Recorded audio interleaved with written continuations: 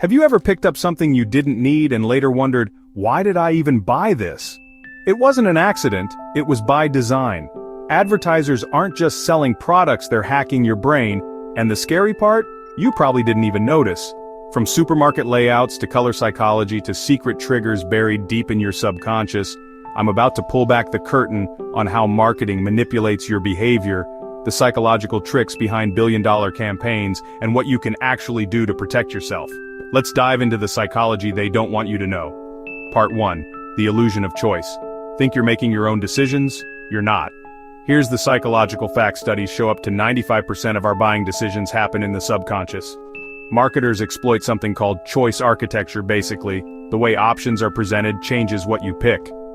Ever notice how fast food menus always have a medium size in the middle? Total decoy, it's the decoy effect. The medium is priced just right so the large looks like a better deal. You upgrade thinking you're clever. In reality, you were led there. Part 2, the power of colors. What if I told you colors control your emotions? Red triggers urgency like those sale signs everywhere. Blue builds trust, that's why banks and social media apps drown in blue. Yellow snags attention and screams optimism, think of McDonald's arches. These aren't guesses. These are color psychology principles proven by decades of consumer research. Even Amazon's Buy Now button is bright orange, proven to spark more impulse buys. Part 3, the anchoring trap. Say you're shopping for a watch. First one, $1,200, next one, $300. Suddenly $300 looks like a steal. That's anchoring bias. Your brain grabs onto the first number it sees as a reference even if it's totally made up. Stores love showing that original price crossed out. They're not giving you a deal, they're anchoring your perception of value. Part 4, scarcity and FOMO. Fear of missing out. Only 3 left in stock. Sale ends in 2 hours. Over 100 people bought this today. Classic scarcity triggers designed to spark urgency and panic.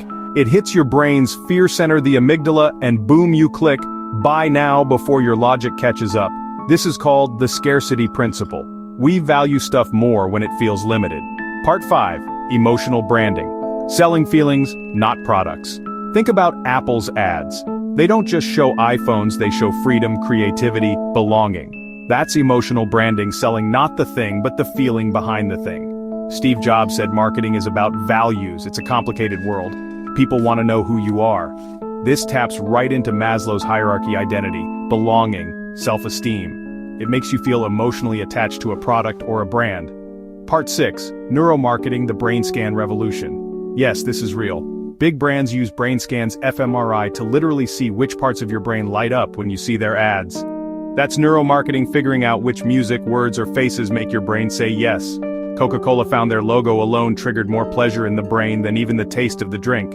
That's not a preference. That's a neural hijack. Part 7, how to outsmart the marketing matrix. So now you know their tricks. How do you protect yourself? Pause before you buy. Ask yourself, do I actually want this, or was I primed to want it? Don't shop when your emotional sadness, boredom, even happiness makes you easier to influence. Limit your exposure to constant ads, especially on social media where algorithms know your emotional state, and always follow the money. If a product is being pushed hard, ask why. Is it helpful or just profitable? Final words now, it's your turn. Every time you scroll, every time you click, someone is tracking not just what you buy, but how your brain works. But knowledge is power. So next time an ad makes you feel excited, urgent, or nostalgic, pause and ask, is this really me, or is it the marketing? Remember, you're not just a consumer. You're a human being with a brain worth protecting.